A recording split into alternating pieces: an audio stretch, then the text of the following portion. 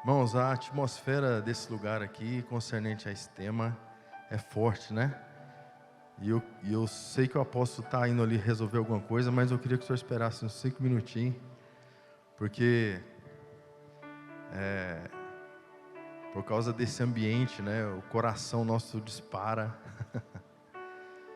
E quem tem costume de ministrar e pregar, sabe o que eu estou falando. Alguns minutos antes você pede perdão por seus pecados e começa, Senhor, misericórdia. Mas algo aconteceu, né, nessa noite aqui, quando eu estava nesse momento de pedir perdão pelos meus pecados ali. O Senhor me fez lembrar de algo, de uma desonra. E olha que interessante, porque o tema é esse, né? A consequência da desonra nessa ministração aqui. Mas eu tinha feito algo na vida do apóstolo, e eu achei que eu ia pregar depois que a gente fosse para o intervalo, né? Ia dar tempo de eu conversar em particular com o Senhor, torcendo para ter esse momento, mas não queria que fosse público, mas vai ter que ser, né?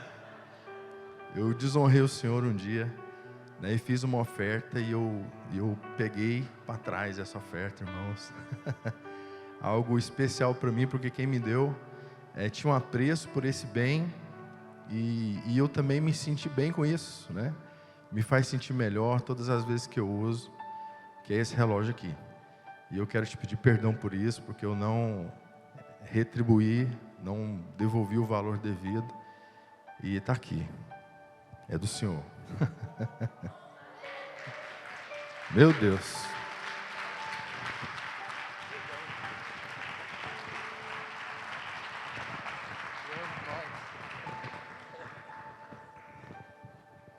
Ó, eu vou contar a história do relógio. O relógio era selo, não é isso? Era uma oferta de selo. E ele ficou com um apego ao relógio. E ele falou assim: eu posso pegar o relógio, depois eu faço uma oferta na sua vida? Eu falei: irmão, fica à vontade. Ele não fez a oferta, era devedor, né? Eu não ia cobrar dele o relógio nunca. Eu disse para vocês, eu falei para os irmãos aqui, eu estive em patrocínio agora, eu recebi uma oferta de selo daquele chofar. E teve um irmão que fez uma oferta de selo, um pastor. Ele entregou um relógio diesel. E eu, por curiosidade, fotografei o relógio no Google e fui ver o preço do relógio. 3.199. Só que ele não pediu de volta não, irmão. Mas quando eu falo sobre essa questão do selo, está aqui um exemplo desse, é que selo não tem preço, tem revelação e entendimento. Mas o dia que você quiser resgatar o relógio,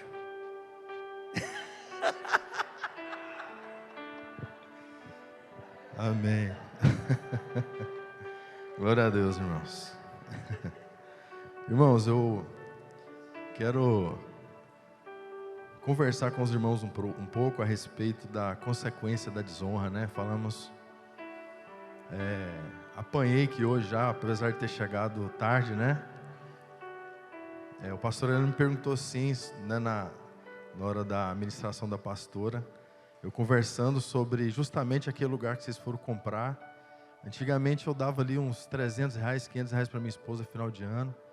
Falei: meu bem, vai lá na 44, que é naquele lugar ali, e compra roupa para você, e o que você quiser. Na época dava muita coisa, né? E eu lembrei na ministração aqui que tem muito tempo que eu não faço isso, né? E o pastor perguntou para mim: então você levou uma cutucada, né? Eu falei: não, na verdade foi um tapa mesmo, foi forte. Que bênção, irmãos, estar nesse ambiente. E eu quero falar um pouco sobre a consequência da desonra em alguns níveis da nossa vida cristã. Primeiro, eu quero que você abra a sua Bíblia no livro de Provérbios, capítulo 6, versículo 16. Existe algumas coisas que nós vamos formando, né, na nossa cabeça, e nós vamos falando para Deus de como nós devemos nos comportar, né? E queremos que, de vez em quando, a Bíblia, ela se enquadra a nós, né? O nosso comportamento, a nossa maneira errada de viver. E às vezes não entendemos que nós precisamos nos adequar à palavra de Deus. E sobre as consequências da desonra, eu quero começar falando a respeito de um assunto interessante, concernente a desonrar a unidade, desonrar a liderança, aquilo que Deus construiu para a edificação da igreja. Em Provérbios 6,16 vai estar escrito assim, olha: 6 coisas o Senhor Deus odeia, e uma sétima, ou seja, a sétima, a sua alma detesta, ou ele abomina, né? E começa a falar, mas antes de continuar aqui, eu quero falar para você que entendeu esse primeiro versículo, que as 6 coisas Deus não gosta, e a sétima ele abomina, ou seja, a sétima é pior do que as 6 primeiras, né? Os olhos cheios de orgulho, a língua mentirosa, mãos que derramam sangue inocente. E uma pausa aqui, porque o que deve ser pior do que isso? Alguém matar alguém inocente, ou um aborto, ou coisa semelhante. Coração que faz planos perversos, pés que se apressam a fazer o mal, testemunha falsa que profere mentiras. E está aí a sétima: o que semeia contenda entre os irmãos. Então esse versículo, ele me faz pensar algo interessante, porque no nosso básico, no nosso pensamento e na formação que nós temos, usando a sabedoria do nosso próprio entendimento, a gente pensa assim, quem já se pegou um dia pensando assim, olha, eu sou melhor do que alguém que está na cadeia, eu sou melhor do que alguém que está na prostituição, ou eu me sinto melhor do que alguém que está no tráfico, sei lá, ou um corrupto, ou um político corrupto, porque nós pensamos assim, eu não mato, não prostituo, não roubo, então eu sou um crente, né? E aqui, nesse versículo fala que quando alguém semeia contenda entre os irmãos, Deus abomina isso, mais do que aquele que derrama sangue inocente.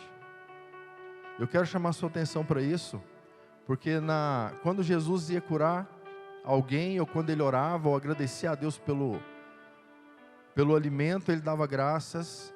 Quando ele falou para Lázaro ressuscitar, ele falou um pouco ali com Deus, deu graças a Deus e falou assim, Lázaro, sai para fora.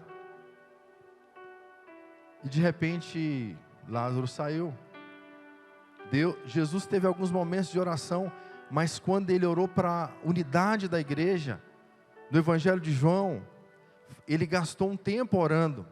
Tem mais ou menos ali um capítulo, ou mais de um capítulo, só da oração de Jesus, para que eu e você fôssemos um, para que nós tenhamos unidade, honrar uns aos outros. E quando eu semeio contenda, quando eu entro no meio de 2 pessoas, e ali eu planto uma semente de contenda, Deus olha para mim, e é lógico que Ele aborrece com tudo isso que eu falei, mas aquele que está lá na cadeia, que matou alguém inocente, Deus faz essa comparação. Por isso a consequência de quem semeia contenda é desastrosa, porque Deus ele não só aborrece, mas Ele abomina quem faz isso.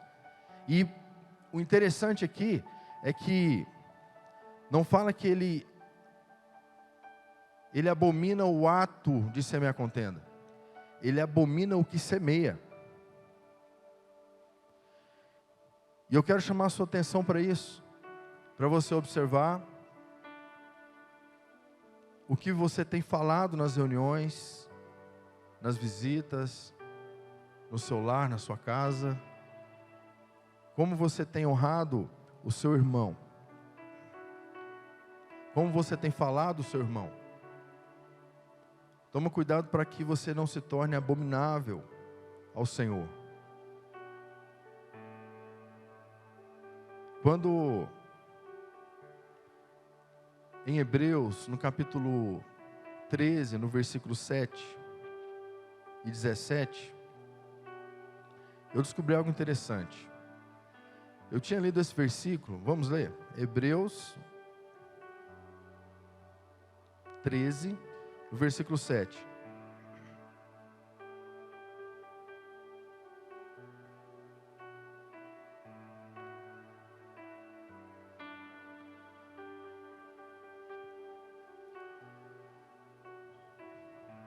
Agora eu fiquei sem relógio, eu não sei ali, né?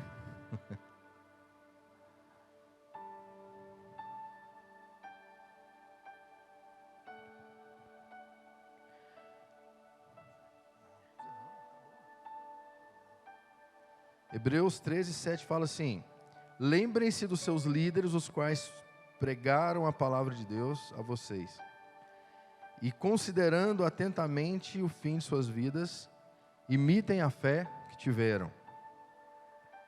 Agora o versículo 17: obedeçam seus líderes e sejam submissos a eles, pois zelam pela alma de vocês, como quem deve prestar contas. Que eles possam fazer isso com alegria e não gemendo. Do contrário, isso não terá proveito nenhum para vocês. Quando eu li esse versículo a primeira vez, principalmente aqui no 17, no versículo 7 fala para a gente imitar a fé da nossa liderança, daqueles que pregaram a palavra para nós. E não é fácil isso, não é? Quando eu descobri o nível de jejum que o meu apóstolo fazia, eu fiquei preocupado. Falei, Jesus amado, eu tenho que imitar isso. E quando eu li o versículo 17, na época, eu entendi errado.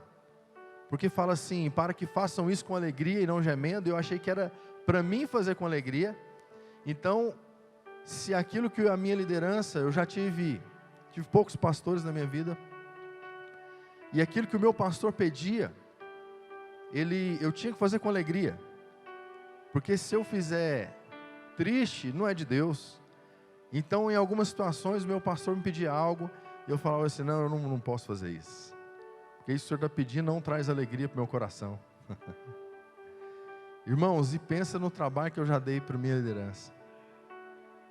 Até o dia que Deus, Ele me abriu os olhos e eu entendi esse versículo, e também graças às traduções, né, de linguagem de hoje, eu aprendi que aqui está escrito assim: sejam submissos aos vossos líderes, obedeçam eles, pois zelam pela alma de vocês, como quem deve prestar contas, para que eles não façam isso gemendo, e sim com alegria. Então, eu preciso honrar a minha liderança, servir a minha liderança, os meus pastores, o meu pastor, de uma forma que ele sinta alegria em ser meu pastor. Esse é o comportamento correto. E quando a Bíblia fala que se você fizer diferente disso, isso não é proveitoso para você, e Gorinha vai falar sobre isso, mas entenda uma coisa: o seu pastor, ele tem alegria de ser seu pastor? Ele te pastoreia com felicidade? Eu tenho que me comportar e servir, honrar e obedecer de uma forma que o meu apóstolo tem que falar assim: como é bom ser pastor desse homem aí. Como é agradável, é prazeroso, eu sinto alegria em pastorear ele. Esse deve ser o seu comportamento para que você tenha proveito. Agora, qual é a consequência de não fazer assim? Deixa eu falar para você de uma arma de Satanás poderosa contra os crentes, contra os filhos de crentes, contra os liderados, que se chama a falta ou a perca de admiração. Satanás sabe que isso é uma arma poderosa e tem muito crente que não sabe disso.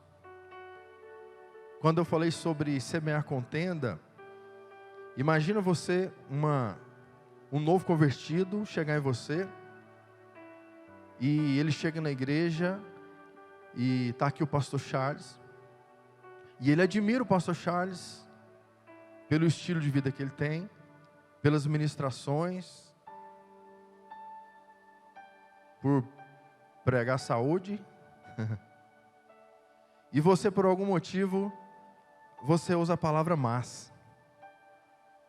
E ele fala assim para você: o pastor Charles é uma benção, que homem de Deus. E você fala assim: ele é uma benção, mas, irmão, esse mais é uma semente do diabo. Quando esse novo convertido, ele entende que tem alguma coisa que você não falou para ele, ele vai pensar um monte de coisa. É muito melhor você falar assim: não, o pastor Charles, ele usa sapato sem meia. É muito melhor você expor isso, do que você deixar vago. E ele pensa algumas coisas, e nesse mas, o diabo vai usar para fazer com que ele perca a admiração pelo pastor, pela liderança. E aqui, em Hebreus 13:7, fala para imitar a fé dele, fala para lembrar dele, ou seja, para a gente admirar a nossa liderança, o nosso pastor. E o diabo usa essa arma para poder tirar a admiração dessa pessoa.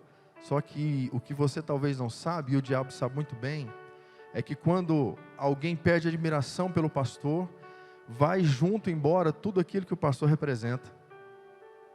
O pastor representa a Bíblia. Aos poucos aquela pessoa que foi fermentada vai perdendo também a admiração pela Bíblia. O pastor representa sacerdócio, ele começa a perder a admiração por essas coisas.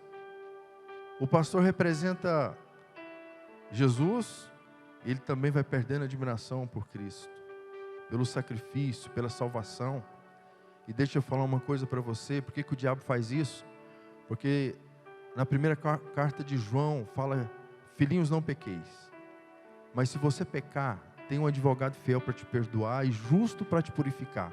Ou seja, tem uma solução para o pecado, mas para a apostasia não. E o caminho da falta de admiração e a consequência da desonra é a apostasia. Em Tessalonicenses fala assim: olha, Deus, na morte física, vos reconciliou consigo mesmo, através da morte física de Cristo. Isso fala de salvação, para vos apresentar irrepreensíveis diante dele. Aí tem o se permanecer firmes na esperança do Evangelho. Então o caminho de desonra leva alguém a perder a salvação. Quando você faz com que essa pessoa perca admiração pela sua liderança, pelo seu pastor, você não tem noção do que você está fazendo. E Jesus disse isso: eu vou simplificar para mudar de assunto. É melhor você amarrar uma pedra de moinho no seu pescoço e se lançar no mar, do que você fazer um desses pequenininhos tropeçar. Então, toma cuidado com o que você fala e com o que você semeia, meu irmão. A palavra de Deus fala para você falar para quem e não de quem. Se você sabe que tem alguém com alguma coisa contra você, vai lá falar para ele, deixa a sua oferta no altar. Conserta primeiro. E consertar é diferente de pedir perdão. Eu quero que alguém mostre na Bíblia para mim um lugar onde a palavra de Deus ensina você a pedir perdão para alguém. Não tem. Tem lugar ensinando você a perdoar, você que é ofendido. Você que é o ofensor, não é você simplesmente dar um tapinha nas costas e falar assim: me perdoa. Não, é diferente, é um conserto. Isso é honra. E o preço da desonra é desastroso, porque a pessoa está esperando algo acontecer.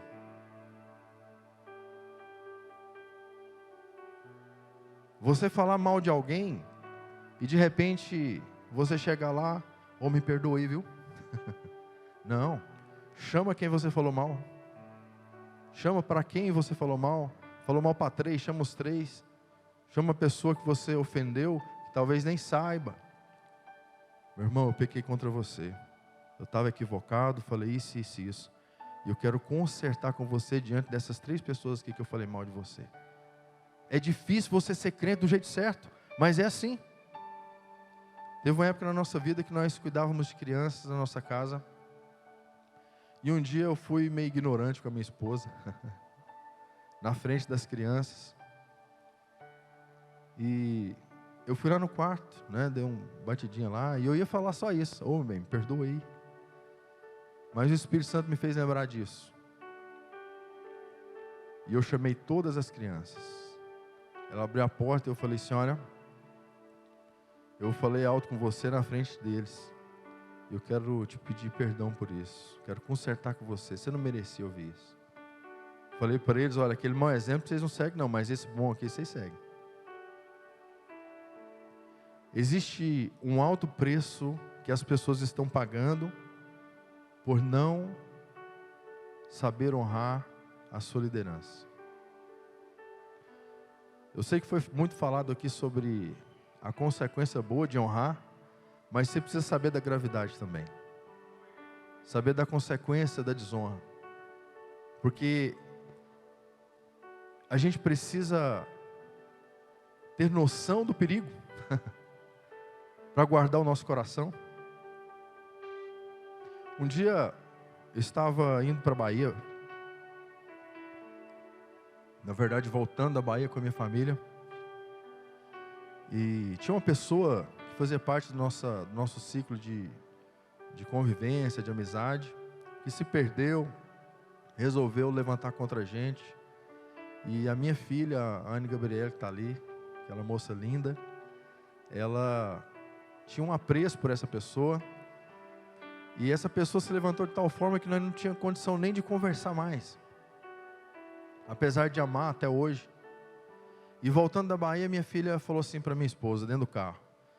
Falou assim, pai, ô mãe, eu quero uma discipuladora para mim. E a minha esposa falou assim, não, discipuladora sua sou eu. E ela foi insistindo com isso. Na viagem. E eu vi que o negócio estava ficando sério. E ela falava assim, pai, mas a fulana tem discipuladora, a outra também tem. E eu disse assim, Anne, eu sou seu pai, sou seu pastor. E aquela moça tem discipuladora porque os pais não são ainda, são novos convertidos, precisa de alguém para ajudar. Você não. Não, pai, eu quero. Falei, não. No dia que você casar, eu passo o discipulado meu para o seu marido. E ele tem que ser igual ou melhor que eu, para te discipular. Senão eu vou discipular os dois. E o negócio foi ficando sério, irmão. O negócio foi ficando sério. E a minha esposa teve um discernimento. E ela falou assim, me dá seu celular. Você mandou um oi para fulano. Irmãos, um oi é suficiente. Você mandar um oi para quem tem o espírito de Jezabel é suficiente para estragar os planos de Deus na sua vida. Para fazer você entrar no caminho de apostasia e perder sua salvação. E a minha esposa tem esse dom de discernimento espiritual. Não precisou ninguém falar para ela, ela pegou e viu que era verdade. E naquela hora nós oramos, minha filha arrependeu de ter feito isso, porque ela não tinha autorização para fazer isso. Mas eu quero falar uma coisa para você. Depois de alguns meses, né? No ano passado a gente foi para o Chavantes, ali no Mato Grosso. E antes de eu sair, irmãos, a minha filha chegou em mim e falou assim, pai, eu tenho o dízimo para te entregar. Ela faz umas pulseirinhas assim, vende. E eu peguei aquela pulseirinha, aquele dízimo, aqueles R$3. E ela nem tinha noção do valor que estava tendo para mim, porque eu vi aquela admiração dela voltando para mim. Porque se ela entregou o dízimo para mim, ela reconheceu que eu sou o pastor dela, né? O discipulador. E aquilo foi mexendo comigo, ela nem tinha noção. E de repente ela falou, pai, eu também tenho uma oferta para você lanchar no caminho. E ela entregou R$27, irmãos. Deu tudo que tinha. E ela é muito fofinha, né? colocou as coisas dentro de um saquinho assim, muito bonitinho. Eu coloquei no bolso e fiquei pensando, falei, meu Deus, essa oferta aqui, na primeira parada que eu tiver ali, eu vou comer um lanche, vai gastar tudo, né? E fui para o Chavantes. Chegando lá, irmãos, numa aldeia, inclusive o cacique pediu para a gente abrir uma igreja lá, apóstolo. Nós vamos orar nesse propósito. Precisamos ir lá. Mas chegando lá, o pastor responsável pelo projeto estava muito triste, porque depois da pandemia, muitos mantenedores deixou ele à mão. E tudo que a gente ia fazer, ele falava, mas não tem dinheiro não. Na hora eu senti uma vontade e falei assim, não, gente, chamei os alunos lá, o apóstolo conhece a turma. Falei, a gente para nos lugares, vocês têm dinheiro para comprar refrigerante, bolacha, então vamos fazer o seguinte. Todo mundo aqui vai fazer uma oferta para esse pastor que faz esse trabalho com os índios aqui. E na hora, irmãos, eles chorando muito, os alunos entregando ali R$10, R$20, e eu tinha R$150 na carteira, e eu escolhendo se eu ia pegar os 50 ou 100. Eu preciso falar isso para você rapidinho, tá? Agora eu volto aqui.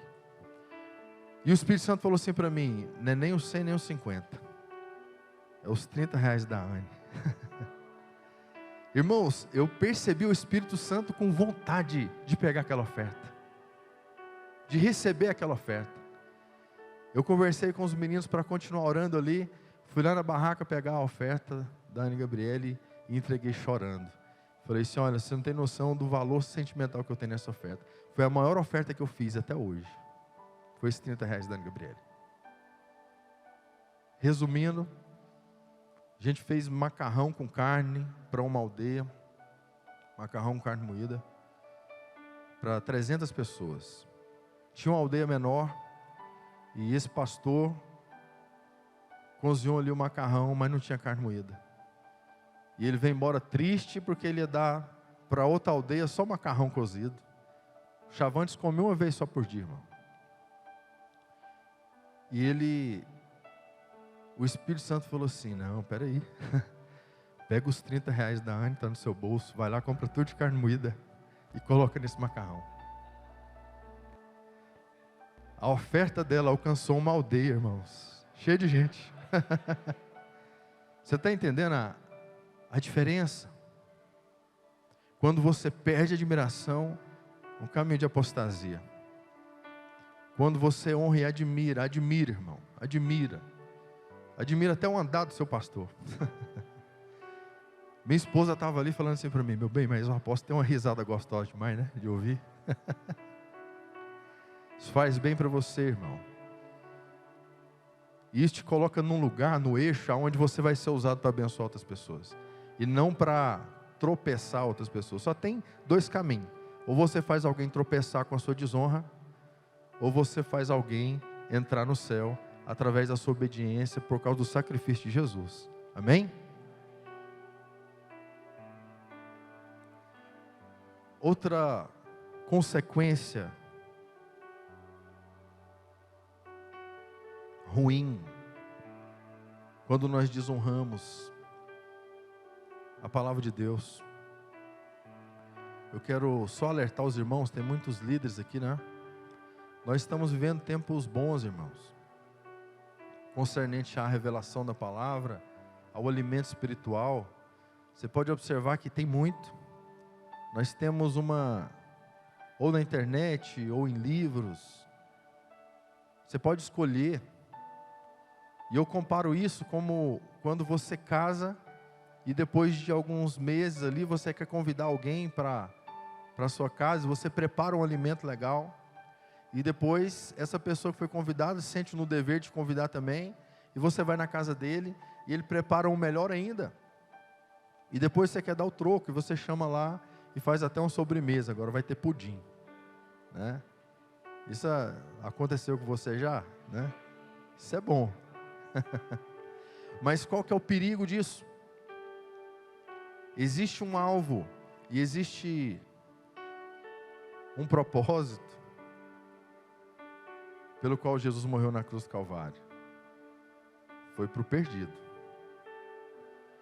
E quando eu não observo a palavra de Deus, quando eu não honro aquilo que ela manda eu fazer.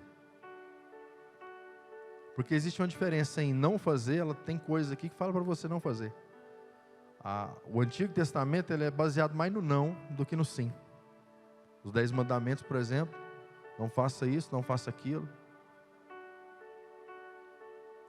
E no Novo é diferente. Os mandamentos resumidos já não tem o não lá. Amar o Senhor teu Deus sobre todas as coisas, com toda a sua força, com todo o seu entendimento, e o seu próximo como a ti mesmo. Então fala de uma ação, diferente lá do passado, que bastava eu ficar parado. E por que é mais difícil ser crente hoje do que naquela época? Apesar de ser difícil também, cumprir a lei, ninguém dava conta. Mas sua mãe já pediu você, num dia que você estava assistindo desenho, na época, para você ir no supermercado comprar alguma coisa? Né? Quem já foi chutando o chão assim de raiva? Porque você tinha que se movimentar. E eu me lembro que a minha mãe falava assim, meus colegas e primos iam brincar lá em casa, minha mãe romana falava assim, não é para brincar. O que eu tinha que fazer? Ou brincar sozinho ou ficar parado. E hoje a palavra de Deus, principalmente no Novo Testamento, fala para você fazer muita coisa. E quando você não faz o que Deus mandou você fazer, tem a mesma, equivalente, o erro da desobediência, a mesma quando você faz o que Ele mandou você não fazer.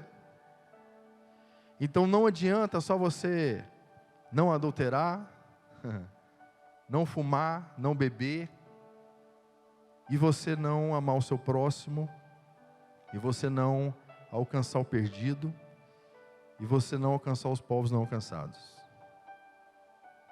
Se de alguma forma eu não estou envolvido com isso, eu estou desobedecendo a Jesus. Eu não estou honrando a palavra de Deus, quando ela manda eu ir. E por que eu falei do alimento? Porque hoje nós estamos envolvidos, e nós temos, irmãos, cada uma palavra melhor que a outra. Você vai na minha igreja e prega uma palavra boa, e me convida para ir na sua igreja, e eu vou preparar o melhor do que Deus me deu. E o perdido continua perdido. Eu me lembro que alguns anos atrás, eu conversei com um pastor de uma das igrejas que a gente pastoreia. E eu falei assim, prepara uma equipe, é uma igreja nova, estava começando. Prepara a liderança e vai fazer o GE. GE significa Grupo de Evangelismo, que é daquele projeto MDA, da Igreja da Paz. É um projeto muito legal. E é uma ferramenta boa que você ganha alma com ela. Alguns aqui eu acho que devem conhecer, né? E ele falou assim para mim, olha, não tem como, porque essa galera aqui, ela não tem entendimento, ela precisa de um curso de liderança primeiro.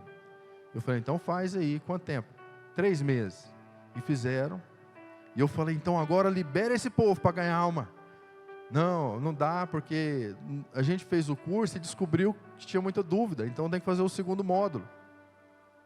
Um negócio mais pesado. Eu falei, amém, então faz o segundo módulo. Depois de 6 meses, passou. O negócio aqui é mais sério do que eu imaginei. Eu falei, rapaz, o GE é mastigadinho, esse pessoal vai dar conta. Não, e se alguém no GE perguntar alguma coisa que eles não conseguirem responder? Eu falei, eles vão estudar e respondem no outro dia? Não dá não, irmãos. Depois de 1 ano, eu fui lá, conversei com ele, e ele foi falando dessas coisas, que precisava melhorar nisso e naquilo. Eu falei, é pecado? É o que? Não, é só, precisa de mais. Uma palavra. E eu fiz uma pergunta para ele, apóstolo. Falei assim, meu irmão, você sabe pregar para o perdido? Ele vai. Eu sei. Falei, então faz de conta que eu sou um perdido aí na rua. O que você vai falar para mim?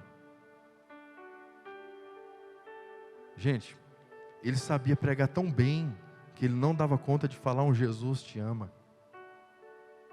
Ele não sabia falar as coisas básicas para ganhar uma alma. E eu quero falar uma coisa para você, líder. A palavra de Deus fala que esse mundo aguarda com grande expectativa, ou a criação, com grande expectativa, a manifestação dos filhos. Não é a manifestação do diácono, do presbítero, do pastor. É dos filhos. Essas coisas são fundamentais para nós. Efésios 4:11 fala que Deus levantou pastores, evangelistas, mestres. E falando de honrar, você precisa honrar o seu chamado. Não o chamado que você acha que você tem. É o que de fato você tem. Quero abrir um parênteses aqui para isso, que é importante. Atos capítulo 12, no finalzinho do capítulo vai falar assim: buscai com zelo os melhores dons. É você que escolhe o zelo, irmão. Aliás, escolhe o dom com zelo. Você quer o dom de profetizar? Busca. Variação de línguas? Busca. Mas em Efésios 4:11, é Ele que escolhe. Então, se Ele escolheu você para ser pastor, não adianta querer ser evangelista. Você vai dar fruto naquilo que você foi chamado. Honre a palavra de Deus. Honre o sacrifício de Jesus na cruz do Calvário. Cresça ministerialmente, cresça na fé, na graça, no conhecimento, mas sem deixar de pregar por perdido, irmão. Senão, irmãos, meu tio fala isso, pastor há muitos anos, ele fala: se a igreja falhar no socialismo não, no social, misericórdia, né, irmão? Se falhar no social, na cesta básica, tem alguém que vai resolver o problema. Se a igreja falhar no mutirão da cidadania de cortar cabelo do povo, vai ter alguém que vai fazer isso. Mas se a igreja falhar na pregação do evangelho, irmãos, quem que vai fazer? Só nós temos essa autoridade, só você tem essa autoridade.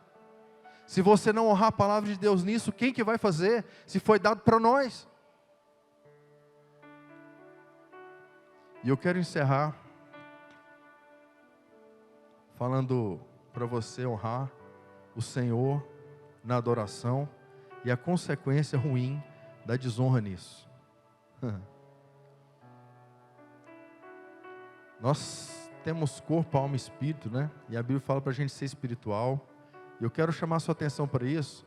A Bíblia não faz diferença do almático e do carnal, tá? O carnal, o cara que vive segundo a carne, ele é um devasso, ele é um profano. E Davi teve um momento na vida dele, na verdade teve os 3 momentos ali. Teve uma hora que ele foi carnal, teve uma hora que ele foi almático e teve uma hora que ele foi espiritual, né? Várias horas, na verdade.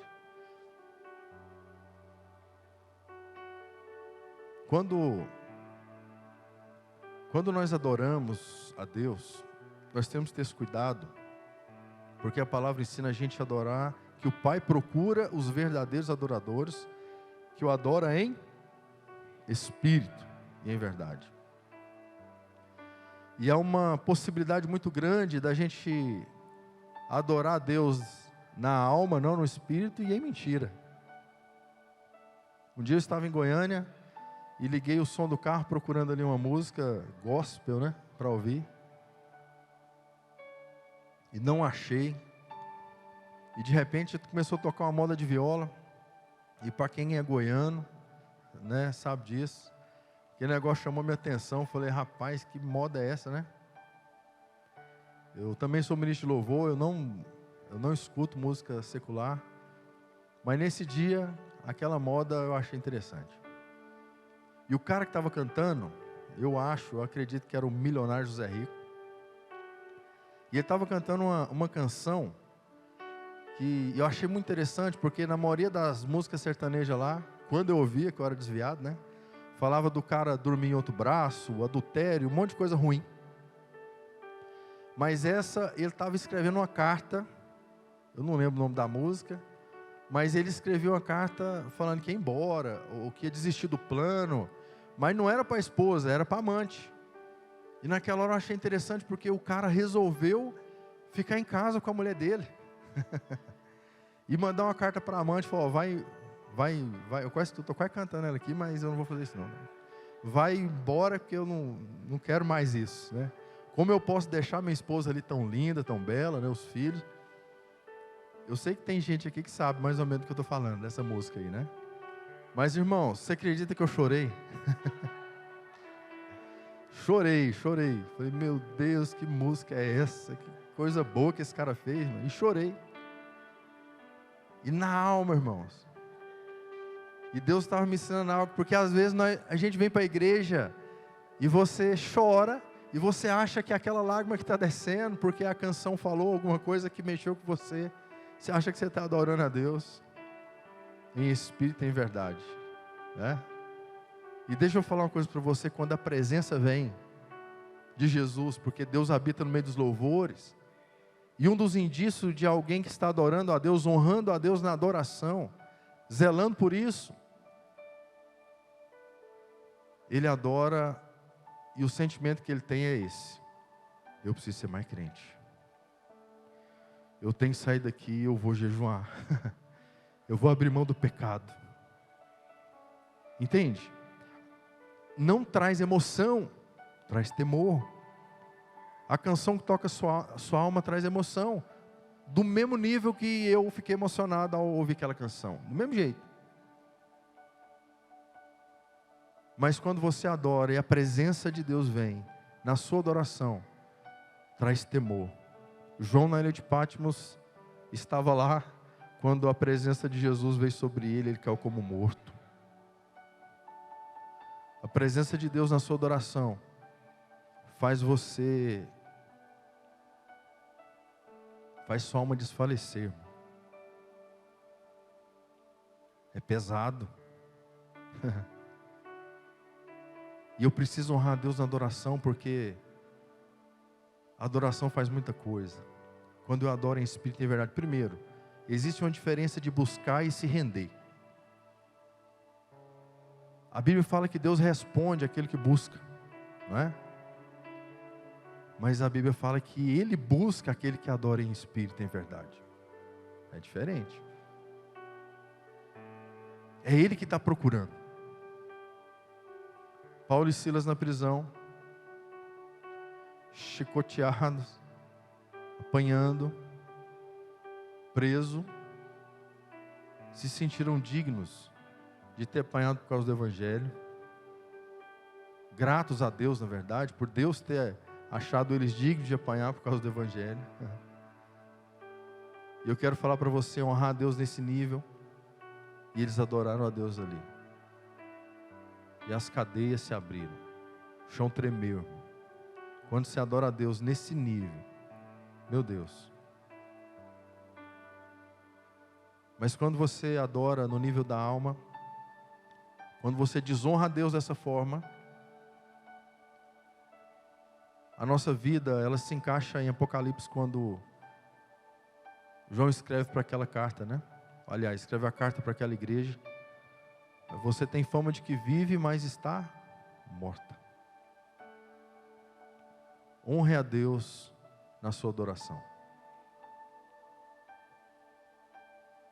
Honre a Deus na palavra. Honre o Senhor, porque o preço da desonra é caro. É muito caro. Você não sabe, e mesmo assim você paga o preço. Mesmo eu não sabendo a consequência, eu vou pagar, é uma lei. Famílias destruídas dentro da igreja. Pastores tirando a própria vida dentro da igreja. Eu tenho um áudio no meu celular de um pastor de Aruanã, em Goiás, Assembleia de Deus, Ministério de Madureira. Tirou a própria vida.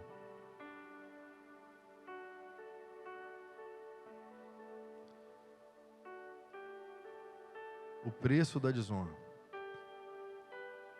Não sei o que aconteceu, mas pelo que ele fala, estava ferido.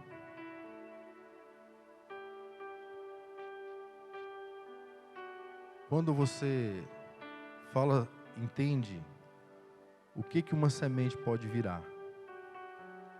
Por isso é importante você saber da consequência, saber do peso disso, da gravidade disso. Talvez você tenha plantado uma sementinha tão pequena, né? De desonra com a sua família, com os seus líderes, com a palavra de Deus. Essa semana alguém me procurou, querendo tomar uma decisão, procurando versículos da palavra que se encaixava para ele fazer aquele mal que ele estava tentando fazer. Mas não fala assim, mais ou menos, não é desse jeito. Eu estava em casa um domingo e minha esposa e eu decidimos ficar tranquilo, uma semana muito puxada. E eu falei assim, olha, vamos fazer nada não hoje. E a gente decidiu pedir uma marmitex naquele iFood, né? E demorou demais. E quando o motoqueiro chegou, ele estava longe. Eu estava lá na rua esperando ele lá longe. E eu fazendo assim com a mão e ele apareceu e já chegou bravo. E eu falei assim, rapaz, você estava lá e você mandou a localização errada e começou a discutir comigo. Você acha que eu sou obrigado a andar esse tanto aqui por causa de R$7 a mais e não sei o quê? E eu já com fome, irmãos, e acho que eu não tinha jejuado aquela semana. E a vontade que eu tinha era de derrubar aquele cara da moto. Eu falei, misericórdia, rapaz, que cara que estava difícil. Ainda bem que eu não fiz, né? Senão ia ter um monte de motoqueiro lá na porta de casa querendo me pegar depois. E eu falando com ele e tal, e ele nervoso demais. Ele falou assim, olha, se você quiser sua marmita, você vai lá onde eu estava, você vai pegar lá. Eu falei, Jesus amado. Eu falei, você não está falando isso para mim não? Eu falei, é sério. Eu falei, cara, tá chuviscando e eu tô aqui. Você não pode ir lá não, você está de moto. Ele, não, eu preciso cancelar lá o pedido. Você vai lá buscar. Irmãos, e Jesus foi bom, porque ele voltou. E na hora que ele estava entregando a marmita, eu pensei umas 3 vezes assim, em dar um murro nele. Falei, e peguei e falei umas coisas para ele lá. Falei, rapaz, não sei o que aconteceu com a sua vida, e você está nervoso, vai para lá. E eu virei de costas. Irmãos, quando eu abri a marmita, acho que ele tinha pegado ela, feito assim, ó, na marmita. Mas enfim, fui orar depois de um tempo. E sem perceber, eu tinha desonrado a palavra de Deus. Porque eu conversando, Jesus, eu fiquei magoado e um pouco ferido com isso. E o Espírito Santo falou para mim, você perdeu, foi uma oportunidade. Foi como assim? Ele falou, de manifestar o caráter de Cristo. De refletir a glória de Deus através do seu comportamento. Você perdeu uma oportunidade. Eu falei, misericórdia, Jesus. Porque a palavra fala assim, ó, se te pedir para andar uma légua, anda 2. Eu falei, verdade. E orei e falei, Senhor, me dá outra oportunidade. Talvez com ele não, né? Mas com outra pessoa. Me dá outra oportunidade. E um outro dia apareceu um outro motoqueiro. Eu falei com ele, não é porque eu não queria que ele fosse lá não, tá? É porque eu sabia que talvez não ia ser possível. Mas apareceu outro e ficou me esperando um tempo até eu pôr o chinelo e sair, estava chovendo também. E eu saí lá, irmão, só que eu já saí diferente. Eu já saí pedindo perdão. Falei, me perdoa. Demorei. Sabe qual a primeira coisa que ele falou para mim? Ele falou assim, você é crente? Eu falei, sou. E a segunda coisa que ele perguntou, que eu não sei como, de onde ele tirou isso, você é pastor? Eu sou. E o homem começou a chorar, irmão, falar da vida dele. E nós ficamos 20 minutos ali, eu abraçado com ele, chorando debaixo de chuva, e ele reconciliando com o Senhor. Honre a palavra de Deus, irmão. O preço da desonra talvez é alguém para o inferno. Se não for você, né? Porque eu fiz talvez a sorte é que ele não sabia que eu era um crente. O primeiro, né? Sorte. Eu quero louvar a Deus pela vida dos irmãos, pela vida do meu pastor, apóstolo Gilvando, e falar para você que vale a pena você honrar, por mais que seja difícil, não é fácil, o caminho de honra ele é árduo, ele é difícil, mas é mais difícil ainda o da desonra, a consequência da desonra, aí que é pior, não é? Mas no caminho de honra tem consequência, tem galardão. Eu quero encerrar contando essa história que eu parei falando de adoração. Um dia eu levando um paciente no hospital. Ele tinha dado um AVC. E cheio de gente, a gente tinha um projeto de ambulância lá na igreja. E ele na cadeira de roda, a esposa dele levou ele. E eu sentado esperando, tinha uma turma de pessoas, mais ou menos a metade desse lado de cá. E o Espírito Santo falou assim: adora aqui agora. Eu falei assim, claro, né, eu vou levantar, vou no banheiro, achar um lugar limpinho lá e vou adorar. E eu dei um passo assim, irmãos, e não senti mais a presença de Deus. E eu voltei. E o Espírito Santo falou assim, é aqui. Eu falei, meu Deus do céu, aqui, na frente de todo mundo? Ele falou, é. E eu dobrei os meus joelhos, meio que não querendo. Eu confesso que eu não fiz aquela adoração, né? Com o olho aberto, outro fechado assim, e levantava as mãos e orando baixinho. Mas eu fiz. Depois de uns 5 minutos eu olhei para o lado, aquele senhor estava já perto da ambulância. Eu fui lá e falei, por que você não me chamou para a gente ir embora? Ele falou, não, eu vi que você estava no momento com Deus ali. Isso lá em Trindade. E eu levei ele embora. Ele me chamou para entrar na garagem, eu empurrando a cadeira dele. E a garagem dele era dividida em 2 partes. A primeira era a garagem, a segunda era um centro de macumba. E ele falou assim, olha, eu tenho muito apreço por isso aqui. Estava quase igual eu e o relógio, né? Ele falou assim, eu vou entregar isso tudo aqui para você. Eu falei, por que o senhor vai fazer isso? Ele falou, porque agora eu sou de Jesus. E a esposa dele tentando impedir, mas sua irmã faz isso aí, dá para ela. E tentando tirar ele de ideia, eu falei assim, de quem que é o centro de macumba? É dele ou da senhora? Ele falou, é dele. Eu falei, então deixa ele fazer o que ele quiser com o negócio. Irmãos, eu tirei a maca da ambulância, quebrei as pernas da mesa que tinha lá e enfiei lá dentro, coloquei sofá, balinha, o jarro de flor, pinga, pirulito, livro, cachimbo, tinha imagens, coloquei tudinho lá dentro da ambulância. E cheguei em casa e falei para minha esposa, meu bem, o que eu trouxe para nós queimar no quintal aqui? Ela falou assim, Deus me livre, meu bem. Eu falei, bem, não pode montar um centro de macumba no quintal, queimar não faz mal não, A gente queimou esse negócio no lote baldio, que ela falou, não, é por causa da bagunça. Eu falei, então tá. Irmãos, dias depois esse homem descobriu que a gente orava no monte, pediu para nós levar lá. Dias depois ele quis ser batizado, não tinha como levar no rio, nós jogamos um balde de água na cabeça dele. A gente foi para missão no Nordeste e voltou, a esposa dele me ligou, falou, você esqueceu que você tem ovelha? Falou o nome do marido, falou, ele está aqui te esperando, ele deu o 2º AVC e ele só está esperando você despedir dele para ir embora. Eu fui lá, ele já não estava falando mais. Dei um beijo na mão dele, ele beijou minha mão e depois de 3 dias ele foi para a eternidade. Aquele homem está no céu, irmão. Obedeça ao Senhor na adoração.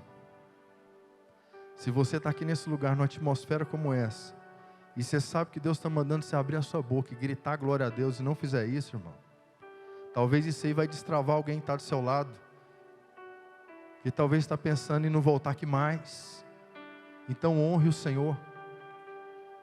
Eu quero terminar falando que se você fizer isso hoje, o Senhor ele vai fazer muito mais do que nós imaginamos. Amém? Obrigado, pastor.